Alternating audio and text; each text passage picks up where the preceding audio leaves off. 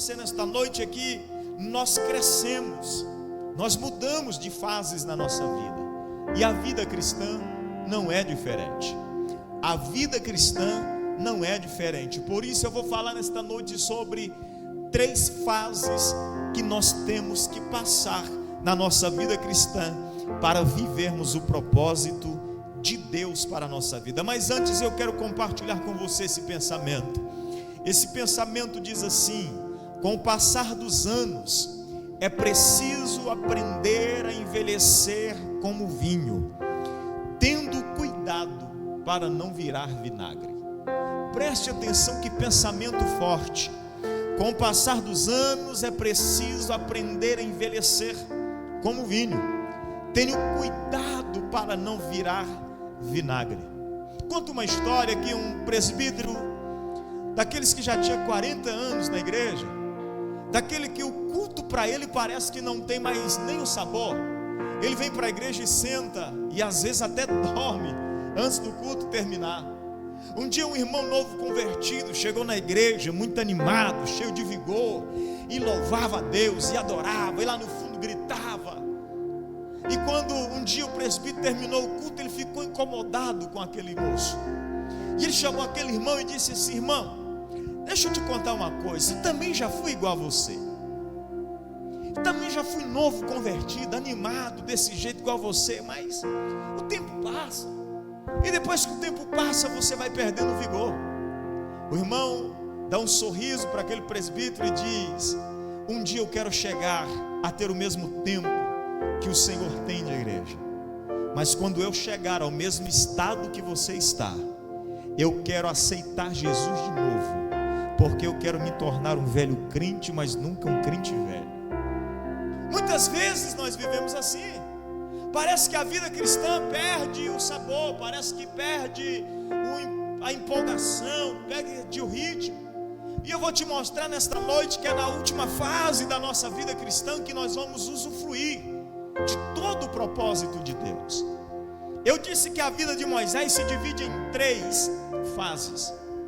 A primeira fase de Moisés, desde o seu nascimento até os 40 anos de idade, Moisés passa no Egito.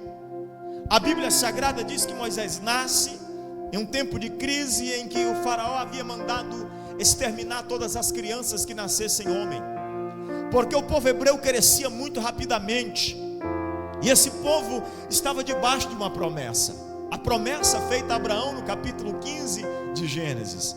E a Bíblia Sagrada diz que faraó manda exterminar todos os meninos homens, porque aquele povo, ainda que sendo escravo, estava se tornando um povo muito forte, um povo grande. E a Bíblia diz que nasce o menino Moisés, um menino bonito. A mãe esconde a criança até os 3 meses de idade, mas quando ela percebe que não há como mais esconder a criança, ela prepara uma cesta feita de junco ou de cana, ela betuma a cesta para não ter infiltração, e ela coloca na água do rio Nilo. E a Bíblia Sagrada diz que as filhas de Faraó, descendo para banhar no Nilo, encontra o menino Moisés, leva para casa e o cria como filho da filha de Faraó. Mas vai passando os anos da sua vida, e Moisés descobre, na sua primeira fase de vida, que ele não é um egípcio, que ele é um hebreu. Ele é filho de Joquebede, ele é filho do povo hebreu. E ele então começa a alimentar esse desejo, esse novo conhecimento.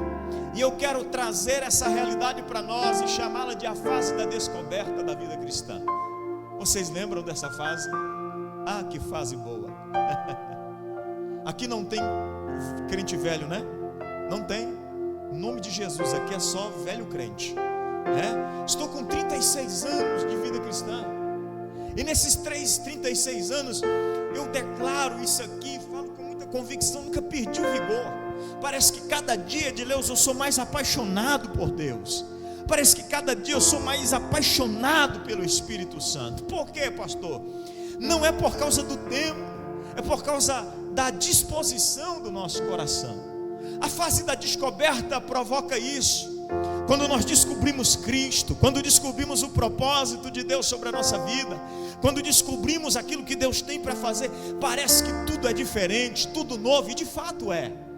As coisas novas de Deus começam a se apresentar para nós. Nós estamos naquele momento de empolgação, aquele momento em que a fé cristã, o testemunho de Deus na nossa vida parece algo que nunca vai acabar. É aquele tempo em que nós ansiamos no domingo de manhã o culto da noite. É aquele estágio, aquela fase da nossa vida que nós ansiamos estar no culto de quinta-feira, ainda na quarta-feira. Essa fase da nossa vida cristã, ela é excepcional. Ela é muito boa. Ela é muito benéfica. Ela é o início da nossa história com Deus. É o início da nossa caminhada com o Senhor. Eu não sei como você aprendeu a ser cristão. Por isso que eu estou pastoreando esta igreja. Porque eu quero ensinar você como viver uma vida cristã de verdade. Nós estamos vivendo um pragmatismo religioso muito grande. Isso é perigoso. Porque nos ensinaram a vir para a igreja, nos ensinaram a participar de um culto de domingo, mas não nos ensinaram sobre vida com Deus, caminhar com Deus na terra. E alguns dias atrás eu fazia uma crítica construtiva, e eu dizia: nos ensinaram tanto ir para o céu, e deixaram de nos ensinar como viver uma vida com Deus aqui na terra. Ouvimos tanto que nós vamos para o céu, e precisamos nos santificar, porque nós vamos para o céu. E olha para mim, esse é o meu maior desejo. Esse é o meu maior desejo. Mas não adianta pensarmos no céu se não entendermos que enquanto nós vivemos essa fase aqui na terra, essas fases da nossa vida aqui, e não sabermos como vivê-la, nós não conseguiremos, talvez, alcançar no final da nossa vida os céus. Porque o céu será conquistado pela forma com que nós vivemos aqui. Não é pelo nosso esforço, porque nós já somos salvos pela graça. Mas como nós caminhamos aqui, decide como nós viveremos lá. Olhe bem para você entender. Jesus um dia disse lá em João, lá em Mateus capítulo 3, não me vem à memória o verso agora, mas Jesus diz: desde João Batista, o céu é tomado por esforço. Porque a nossa caminhada, a nossa vida cristã aqui definirá como nós receberemos os nossos galardões lá. Por isso que Moisés aqui no Salmo de número 90, ele está dizendo, e está sendo muito claro ao dizer: ensina-nos a viver e termos um coração sábio. Porque quando nós aprendemos a viver aqui, Edileuza, a nossa vida no céu será uma vida de realeza. Isso é tema para um outro culto, para nós falarmos sobre o milênio, sobre o reino milenial e como nós reinaremos nele. Mas eu quero que você entenda, em nome de Jesus Cristo, que essa primeira fase, eu chamo de a fase da descoberta. Lá em Êxodo capítulo de número 2, se você pode ir com a sua Bíblia, por favor, comigo lá. Deixe lá, porque nós vamos ler todos os textos aqui próximos. Êxodo capítulo 2 e o verso de número 11, diz assim: certo dia, sendo Moisés já adulto, foi ao lugar onde estavam seus irmãos hebreus, descobriu como era pesado o trabalho que realizavam. Viu também um egípcio escapar, ou espancar, melhor dizendo, um dos hebreus. Correu o olhar por todos os lados, e não vendo ninguém, matou o egípcio, escondeu na areia. No dia seguinte ele saiu de novo, e viu 2 hebreus agora, brigando. Então perguntou ao agressor: por que você está espancando o seu companheiro? O homem respondeu: quem o nomeou líder e juiz sobre nós? Quer matar-me como matou o egípcio? Moisés teve medo e pensou: com certeza tudo já foi descoberto. Moisés conhece e descobre que faz parte do povo hebreu. Ele se sente comprometido e desejoso de ajudar o povo hebreu. Mas preste atenção, nessa tentativa, nessa descoberta, ele comete alguns erros. E é isso que eu preciso falar para você nesta noite, em nome do Senhor. Muitos desistem, porque nessa fase da descoberta cometem alguns erros. Erros que são causados por causa de algo que nós chamamos de imaturidade espiritual. Olhe para quem está do seu lado e diga assim: ninguém nasce maduro. Ninguém Ninguém nasce pronto, diga. Por isso que na vida cristã eu preciso entender uma coisa: são os erros que eu cometo que me ensina a não errar outra vez. Eu tenho uma frase que eu digo e alguns ficam impactados com isso: erre sempre, mas nunca no mesmo lugar. Erre sempre, mas nunca cometa o mesmo, porque nós somos seres humanos, e como seres humanos nós estamos sujeitos a errar. Mas quando nós cometemos um erro a segunda vez, nós não cometemos mais inconsciente, nós cometemos ele conscientemente. Por isso que eu digo para você nesta noite, em nome de Jesus Cristo, essa primeira fase, essa fase da descoberta, é espetacular, porque tudo se revela como novo, e de fato tudo é novo. Mas essa fase é perigosa, porque ela carrega consigo o maior inimigo de uma vida cristã de sucesso, que é a imaturidade. A imaturidade é o que, pastor? Uma conduta irresponsável, sem visão, precipitada, egoísta. Muitas vezes isto tudo é simplesmente a prova da imaturidade.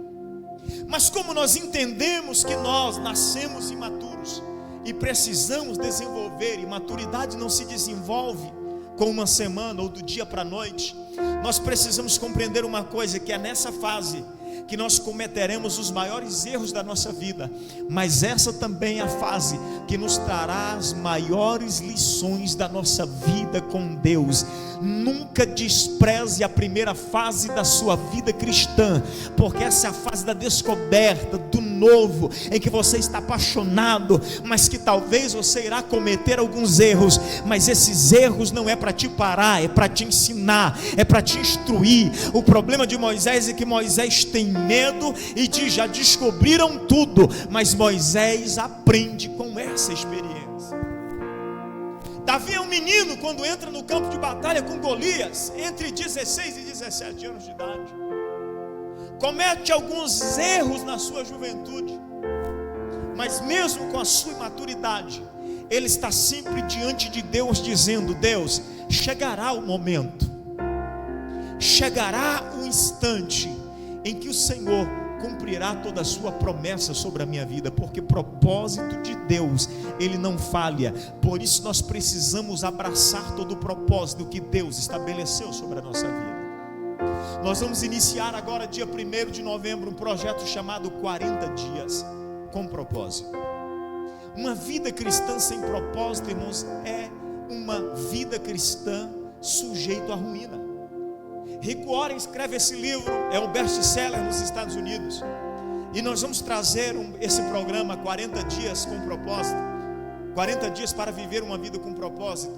E eu tenho certeza que quem entender esse projeto e participar ativamente, porque serão 40 dias que nós vamos apresentar para cada membro da nossa igreja, nós vamos apresentar um texto, nós vamos apresentar um questionário, e nós vamos apresentar uma reflexão. E só vai fazer a diferença para quem colocar em prática. Para quem não colocar em prática, não vai. Jesus disse que aquele que ouve e não pratica é semelhante a quem construiu uma casa na areia. Vindo o vento, a tempestade, deu sobre a casa e levou a casa e jogou a casa no chão. Mas aquele que ouve e coloca em prática é semelhante ao homem que construiu a casa sobre a rocha. Vindo o vento e a tempestade, deu sobre a casa, mas a casa permaneceu de pé. Quando nós compreendemos que a nossa vida cristã tem fases, e que essa primeira fase da vida cristã é boa, é bonita, é agradável, mas olhe para quem está do seu lado e diga assim: mas é perigosa. Porque talvez por conta da nossa imaturidade possamos ser levados por qualquer tipo de vento, de roda e doutrina.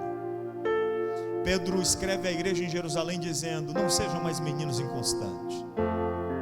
Não sejam mais meninos inconstantes, levados por todo vento de roda e doutrina. Pedro está dizendo para mim e para você que nós precisamos crescer e amadurecer na fé, que nós precisamos avançar rumo àquilo que Deus tem para a nossa vida. Essa primeira fase da vida de Moisés, os primeiros 40 anos, são os anos em que Moisés comete alguns erros. E um desses erros que ele comete o leva para a próxima fase da sua vida. Olhe para quem está perto de você e diga assim: não despreze os erros, porque pode ser ele que te levará para a próxima fase. Eu não estou te incentivando a errar, só estou dizendo para você que pode ser este erro que te levará para a próxima fase. Eu chamo de fase do preparo, ou fase do treinamento.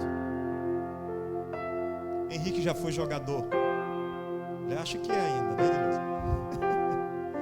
Brincadeira. Quando você se prepara para treinar no campeonato, o treinamento não dobra, triplica. Eu joguei salão e nós tínhamos um técnico, o homem era do mal, o bicho era ruim. Mas preste atenção nisso, nosso time era um time invicto. Joguei alguns anos no Dom Bosco de Cuiabá. Era um time invicto. Por quê, pastor? Porque quem nos treinava para entrar na quadra e ganhar.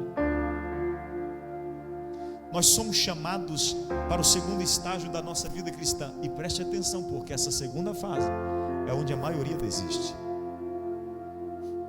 É onde a maioria recua, onde a maioria não consegue avançar, porque o treinamento vai ser pesado, vai exigir além daquilo que o nosso corpo suporta, porque parte da nossa limitação não está aqui, está aqui. Repito, parte da nossa limitação não está no nosso corpo, está na nossa. Por isso Paulo, escrevendo aos Romanos no capítulo 12, o verso 2, ele diz: não vos conformeis com este mundo, mas transformai-vos pela renovação da vossa mente, para que experimenteis qual seja. Aí eu acho lindo isso aqui, irmão, porque toda aplicação bíblica, quando traz exigência para nós, ela mostra o fruto disso. Olha o que diz: para que experimenteis qual seja a boa, agradável e perfeita vontade de Deus. Para que experimenteis qual seja a boa, perfeita e agradável vontade de Deus. Paulo, ao escrever aos Coríntios, no capítulo 13, o verso 11, ele diz: quando eu era menino, eu falava como menino, pensava como menino, eu raciocinava como menino, mas quando eu me tornei homem, eu deixei para trás as coisas de menino. Aos Hebreus, o escritor, no capítulo 5, verso 12, ele diz: embora a esta altura já devessem ser mestre, precisam de alguém que ensine a vocês novamente os princípios elementares da palavra de Deus. Estão precisando de leite, não de alimento sólido, porque quem se alimenta de leite ainda é criança e não tem experiência no ensino da justiça. Mas o alimento sólido é para os adultos, os quais pelo exercício constante tornam-se aptos para discernir tanto o bem como o mal. É por isso que Deus nos chama para a segunda fase, a fase do treinamento, a fase do preparo, porque na fase do treinamento nós seremos treinados e preparados para viver todo o propósito de Deus sobre as nossas vidas. E preste atenção, talvez essa seja a parte mais difícil de todas,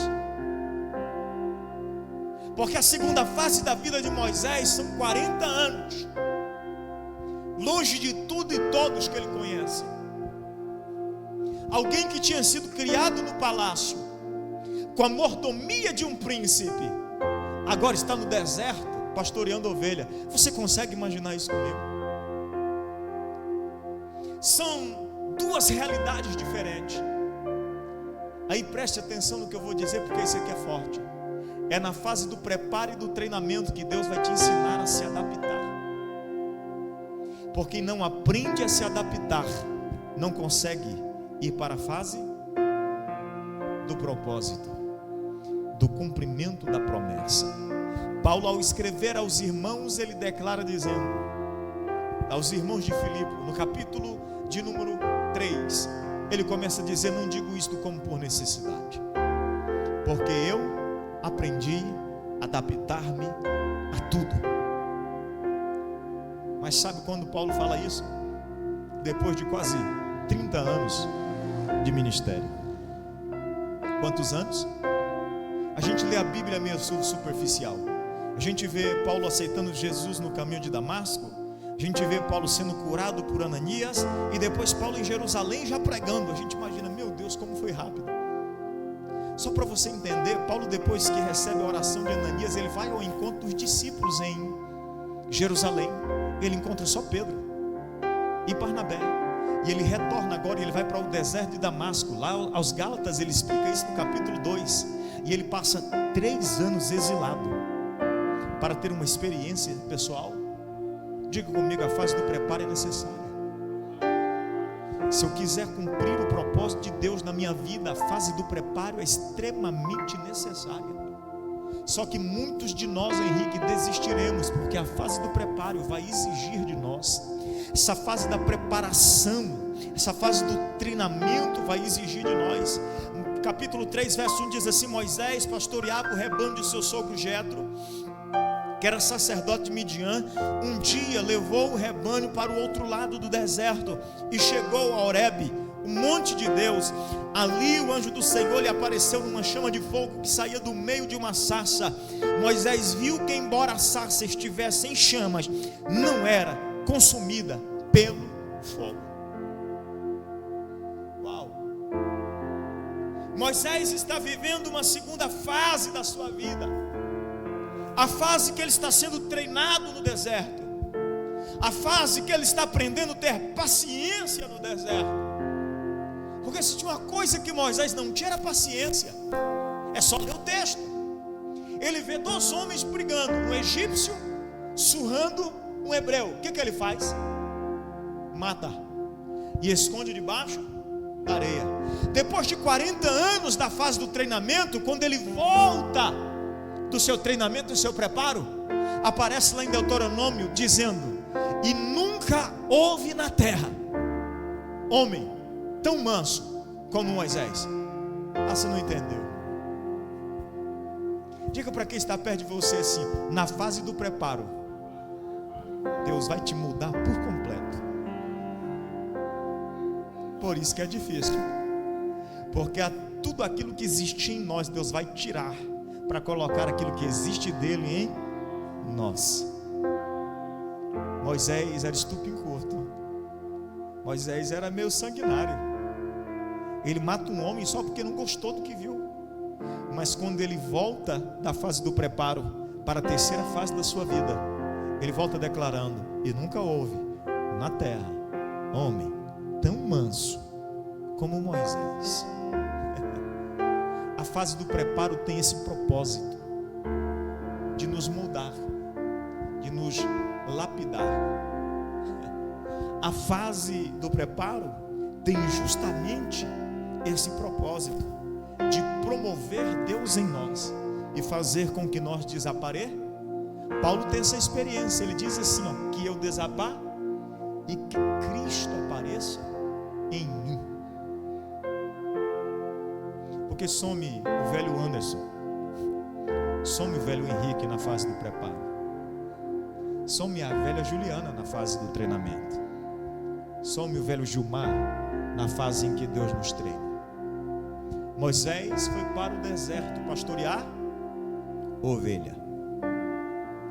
A maior parte de um tempo de um pastor de ovelha é ao relento, sujeito aos temporais do deserto. Lá na primeira fase ele está onde? No palácio. Lá na primeira fase ele está nas melhores escolas do Egito. Mas na segunda fase ele está na fase da solidão. Raramente um pastor andava acompanhado de alguém. Normalmente um pastor andava sozinho com o seu grupo de ovelhas. Porque a ovelha é um tipo de animal que não precisa ser tocado. Então é necessário um só para guiá-la. Vou repetir: ovelha é o único animal que não precisa ser tocado. Por isso que a Bíblia só nos chama de ovelha. Ovelha do seu pastoreio, ovelha do seu rebanho. Se você mexe com cabra, tem que tocar. Se você mexe com boi, tem que tocar. Se você mexe com gado de qualquer natureza, você tem que tocar. Mas se você mexe com ovelha, você vai na frente, ela te segue. Se você para, ela para. E o mais lindo de tudo é que durante a noite, quando se reuniam em um aprisco, um lugar seguro para as ovelhas, chegava mais de 1, 2, 3, 4 pastores.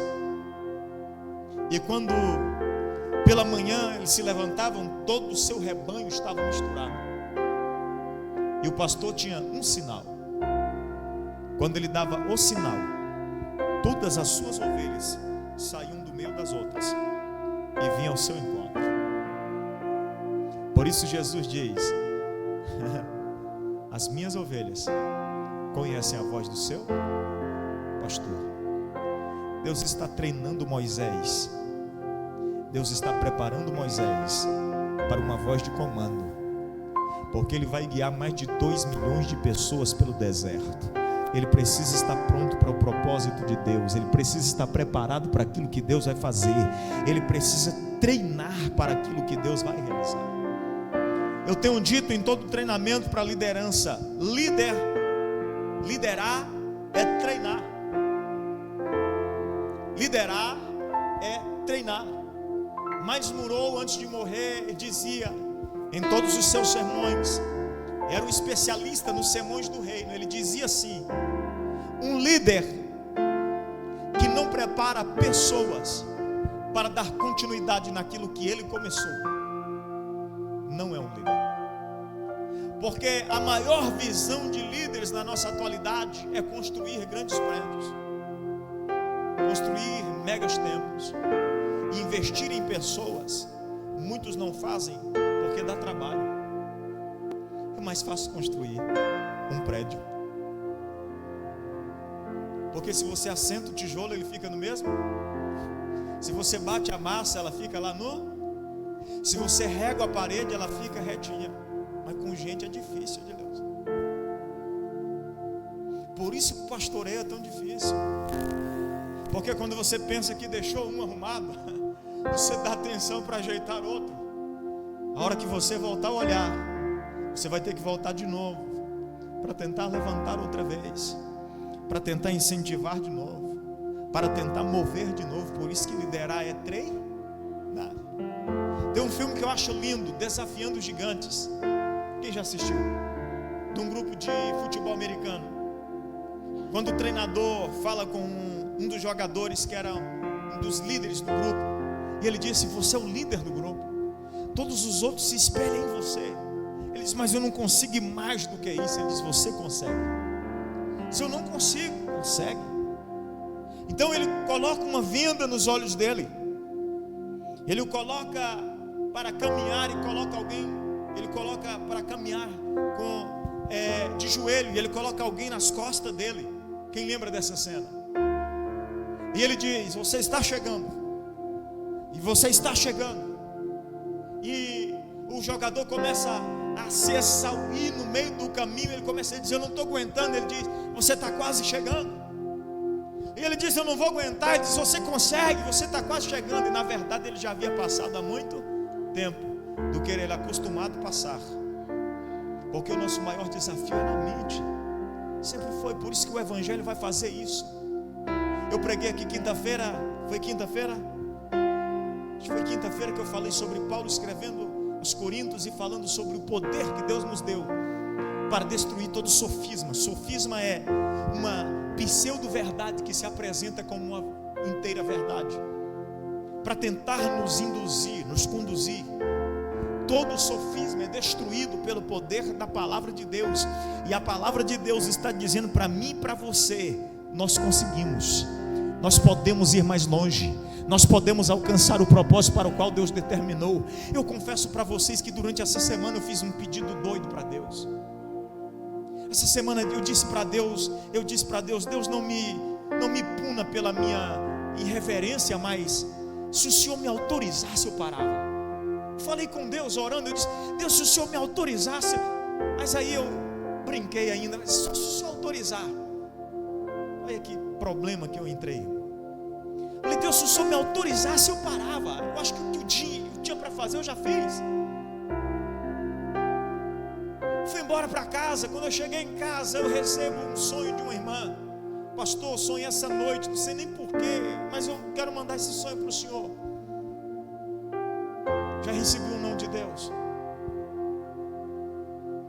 Aí quando foi no outro dia, uma irmã entra no Facebook daqui da cidade. Eu fui pregar numa igreja aqui, e a irmã me conheceu lá e me pediu amizade no Facebook, mas nunca nos falamos. Aí ela entra no Messenger essa semana de novo e diz: pastor, Deus manda dizer para o senhor, fique firme, vai cumprir tudo. Eu disse: eu sei, mas eu só disse para Deus que eu estava cansado só. Se Ele me liberasse, eu queria dar uma descansada. Olhe para mim, para você entender, em nome do Senhor Jesus Cristo. A fase do preparo, ela vai ser necessária, porque é na fase do preparo que você vai aprender a identificar a voz de Deus. Lá no Egito, Moisés não tem experiência alguma com a voz do Senhor, mas aqui no deserto, quando Moisés está sendo treinado e preparado, e ele chega e vê aquela cena, a cena estabelecida é um pedaço de mato seco, uma pequena árvore seca, queimando, mas não se consumindo. Ele disse: eu me virarei para lá, porque de certo é Deus. Do preparo, nós seremos treinados para ouvir a voz de Deus. É na fase do preparo e do treinamento que nós nos tornaremos sensíveis à voz do Espírito Santo. Agora vou te dizer algo mais extraordinário ainda, por favor. Não fique assustado, não. É na fase do preparo que nós sentimos a nossa incapacidade. Porque quando Deus diz para Moisés: Moisés, eu te escolhi para libertar o povo de Israel do deserto, ou do Egito, ele diz: Senhor, eu não dou conta, sou um homem pesado de língua, eu não sei falar. Aí Deus disse: agora é a minha vez então de fazer, porque enquanto eu me sinto capaz, o Espírito Santo não tem liberdade para agir conforme Ele quer. É por isso que na fase do preparo nós vamos sentir a nossa incapacidade. Isso vai fazer parte do treinamento. Quando você olha e diz: Deus, eu não dou conta, Deus, eu não sei, Deus, para mim chega, Deus, para mim está difícil. Aí o Senhor diz: então agora daqui para frente é comigo, daqui para frente sou eu. Por isso que quando Ele diz: Senhor, e quando eu chegar lá, eu vou falar o quê? Quem me enviou? Aí Ele disse: diga ao meu povo que o eu sou o enviou a vós. E quando você falar isso, vai ser suficiente, eles vão saber quem é. Na fase do preparo nós aprenderemos a ser dependentes. Na fase do preparo nós aprenderemos a ser dependentes de Deus. Olha o que Paulo escreve aos Filipenses no capítulo 3 e 12: não que eu já tenha obtido tudo isso ou tenha sido aperfeiçoado, mas eu prossigo para alcançá-lo, pois para isso fui alcançado por Cristo Jesus. Irmãos, não penso que eu mesmo já o tenha alcançado, mas uma coisa eu faço, esquecendo-me das coisas que para trás ficam e avançando para as que estão diante de mim, prossigo para o alvo, a fim de ganhar o prêmio do chamado celestial de Deus em Cristo Jesus. Olha que declaração linda agora. Todos nós que alcançamos a maturidade devemos ver as coisas desta forma. É o treinamento que nos torna maduros. É o treinamento que vai trazer para nós maturidade espiritual. É o treinamento que vai dizer para nós: esquece as coisas que para trás ficam e avança para as que estão. Essa foi a resposta de Deus para mim. Quando nós pensamos que já está completo aquilo que tínhamos para fazer, Deus diz: tem muita coisa. Elias se esconde dentro de uma caverna dizendo: Deus, para mim acabou, já deu o que tinha para dar. Deus diz: levanta, tem muita coisa ainda para ser feita. É assim que Deus vai trabalhar com a gente, nesse processo de amadurecimento, nesse processo de treinamento. Deus dirá para nós: tão somente vivamos de acordo com o que já alcançamos. Uau, meu Deus, todos nós que alcançamos a maturidade devemos ver as coisas desta forma. E se em algum aspecto vocês pensam de modo diferente, isso também Deus esclarecerá. Tão somente vivamos de acordo com o que já alcançamos. Vivamos de acordo com o que já alcançamos. Eu queria que você fizesse uma reflexão: em que fase você está? Te apresentei 2 das fases e vou te apresentar a terceira agora. E esta para mim é a mais extraordinária de todas. Esta para mim é a mais sensacional de todas. Colossenses capítulo 4, verso 12 diz: Epáfras, que é um de vocês e servo de Cristo Jesus, envia saudações. Ele está sempre batalhando por vocês em oração, para que, como pessoas maduras e plenamente convictas, continuem firmes em toda a vontade de Deus. O que eu vou falar para você vai te assustar, mas você sabia que na caminhada no deserto, até Deus desistiu do povo de Israel? Vocês já leram isso? Deus desistiu de eles. Deus um dia chamou Moisés tão irado e disse assim: Moisés, até quando esse povo vai continuar assim, rebeliando contra mim? Diga para eles que eu não vou mais no meio deles, porque se eu for, a minha ira vai se acender e vai consumir todos. Foi Deus quem falou. Mas Moisés tinha sido tão bem treinado que ele disse: Senhor, não nos faça sair daqui se a tua presença não for conosco. Senhor, não nos faça sair daqui sem a tua presença não for conosco. Porque nesse processo de treinamento nós aprendemos que se não for a presença dele, nós não avançaremos. Nesse processo de treinamento nós vamos aprender que nós somos totalmente dependentes dele. E deixa eu te dizer uma coisa extraordinária. Deus não disse que não ia mandar ninguém. Deus disse: o meu anjo de poder irá com vocês. Só a minha presença que vai se retirar. Diga comigo assim: a presença é mais importante do que o poder. Porque o poder está em quem está presente. Por isso que é melhor andar de mão dadas com ele. Moisés compreende isso e Moisés diz: não nos faça sair daqui se a tua presença não for. Você pode ficar de pé, por favor? Deixa eu encerrar. A terceira fase é a fase do cumprimento do propósito. A primeira fase é a fase da descoberta. Ela é espetacular,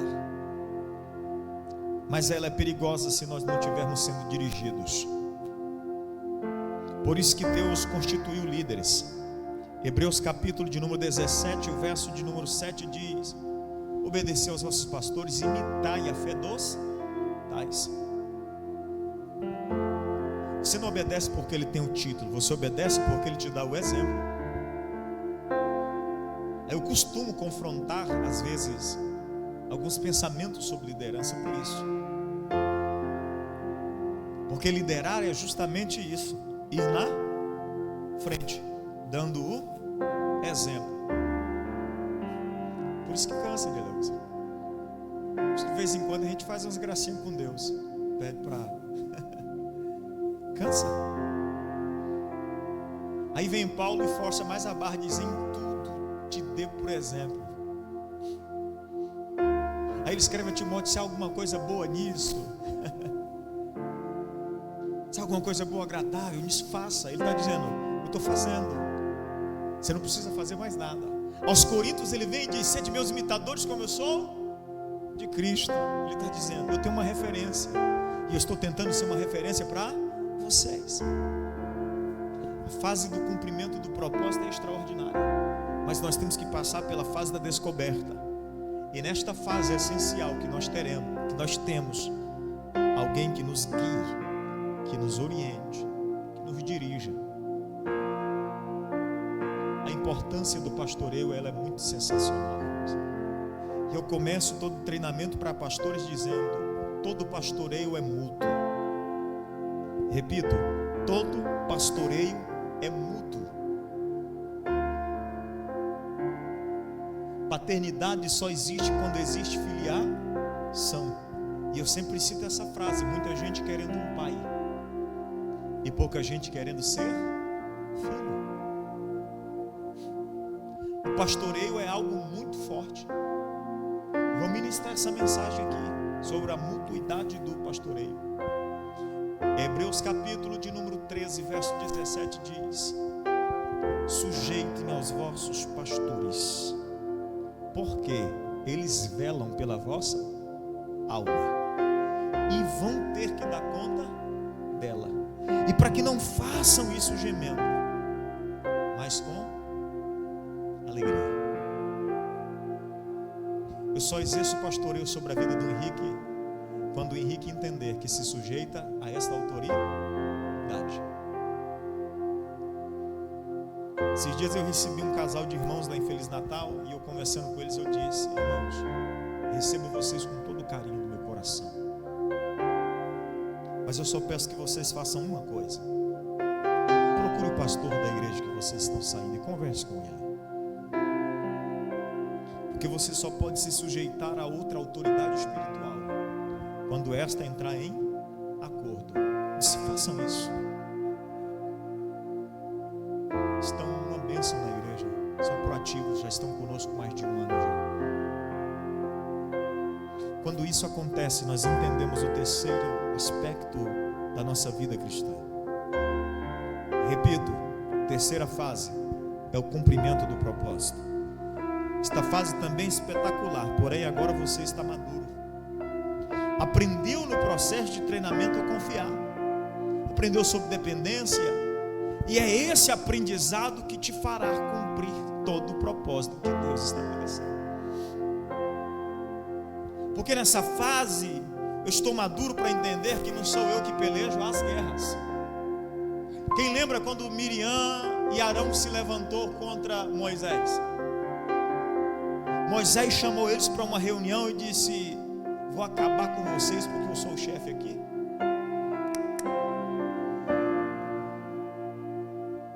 Foi o próprio Deus que o fez. Deus aparece na porta da tenda e diz assim: Moisés, manda chamar Miriam e Arão, que eu tenho que conversar com eles.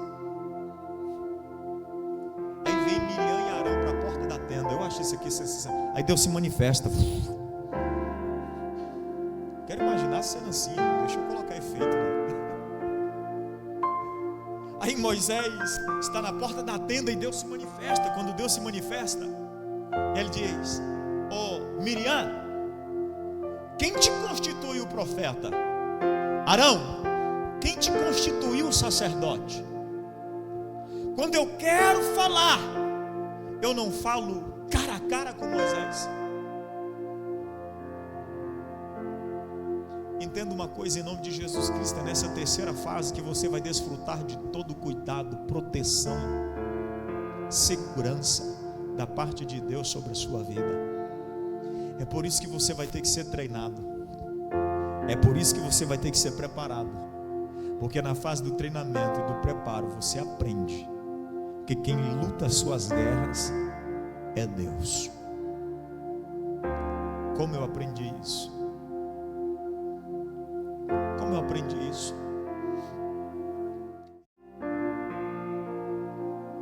Quando você aprende a confiar, quando você aprende que a segurança vem dele. O salmista tem uma experiência tão extraordinária nessa área que ele diz: uns confiam em carros, outros em cavalos, eu não, todavia confiarei, exultarei no Deus da minha salvação. O profeta Abacuque está terminando de escrever o seu livro em forma de canção. Ele começa a dizer: ainda que a floresça, ainda que a figueira não floresça, ainda que não haja fruto na vide, ainda que os animais não produzam mais no campo, ainda que a terra não produza mais e as vacas não deem mais leite nos currais, todavia eu exultarei no Deus da minha salvação. Quantos estão me entendendo? Quando você começar a viver todo o propósito de Deus sobre a sua vida, se prepare para o cuidado de Deus de forma plena e abundante sobre a sua vida. Mas entenda uma coisa: não dá para pular de fase. Diga para quem está pertinho de você, só com uma forma pedagógica, diga: não dá para pular de fase.